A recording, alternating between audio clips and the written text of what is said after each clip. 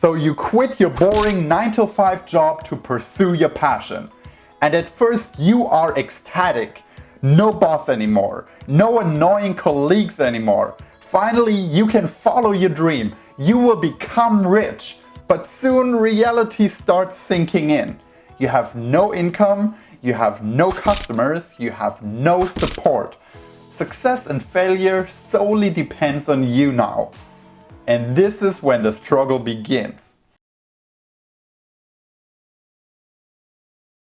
So you have this brilliant idea that you are super excited about, and you are 100% convinced that you will succeed.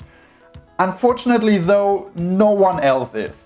People tell you it is impractical. They tell you it has never been done before.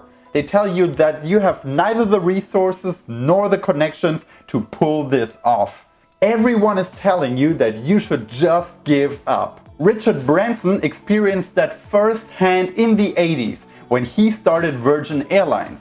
Even though he already ran the successful record label Virgin Records, people thought he was crazy when he announced that he would start offering commercial flights. His business partners advised him against it. His competitors didn't even take him seriously. And Boeing at first thought it was a joke when he asked if he could buy a second-hand plane from them.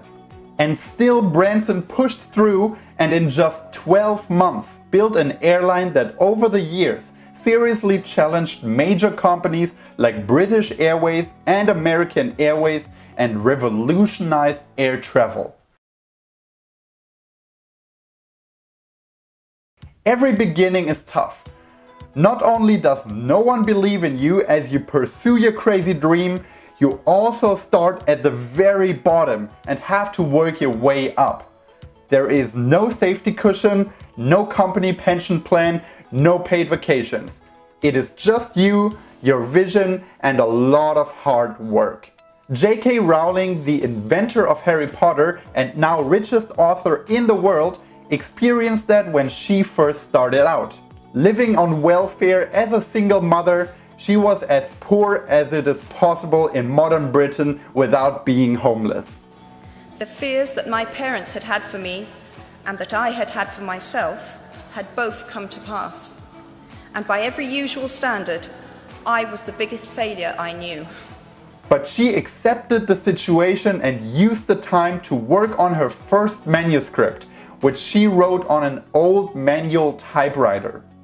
I was set free because my greatest fear had been realized, and I was still alive, and I still had a daughter whom I adored, and I had an old typewriter and a big idea. And so rock bottom became the solid foundation on which I rebuilt my life. The first book of Harry Potter eventually ended up selling more than 120 million copies, making it one of the best-selling books of all times.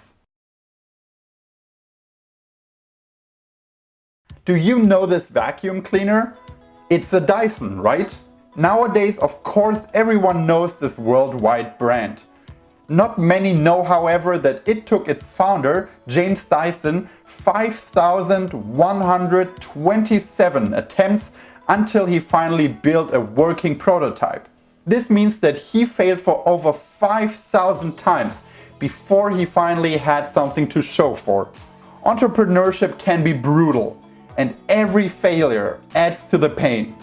You try things out, iterate and make changes only to see that none of it leads to success. Failures along the way can be truly discouraging. No one likes them, and yet every entrepreneur has to go through them in order to build a product or service that can succeed.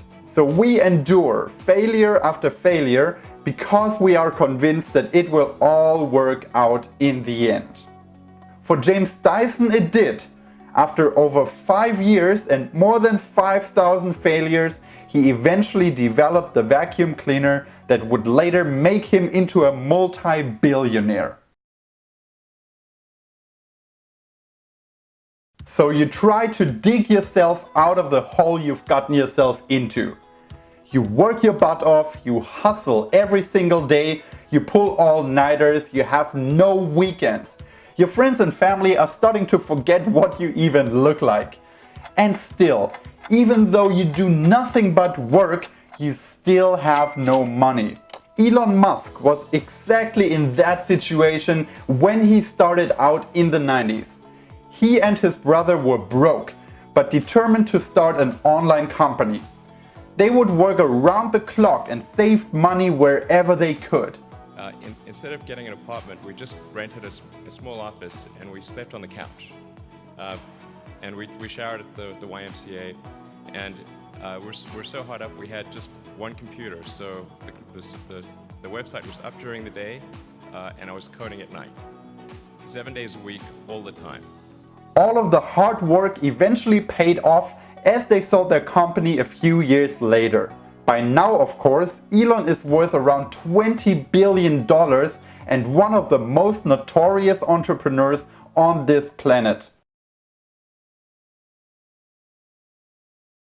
Even when you start to eventually get some success, your struggles as entrepreneur don't end.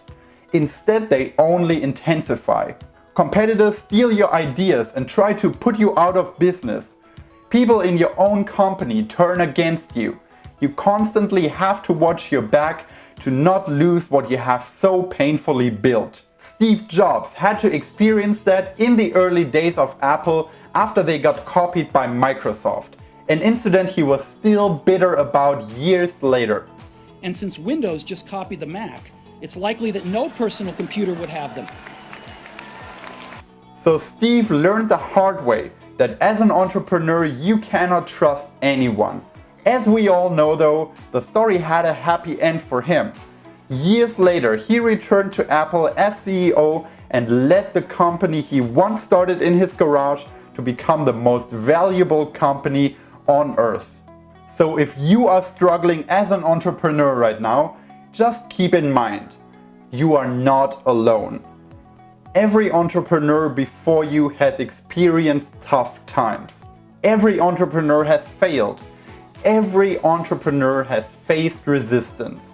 The struggles are what makes entrepreneurship so extremely hard, but it is also what makes it so rewarding when you eventually succeed. You know how far you have come and how many obstacles you had to overcome. Don't let the fact that you struggle keep you from pursuing your dreams. The world needs your crazy ideas. Or in Steve's words, stay hungry, stay foolish.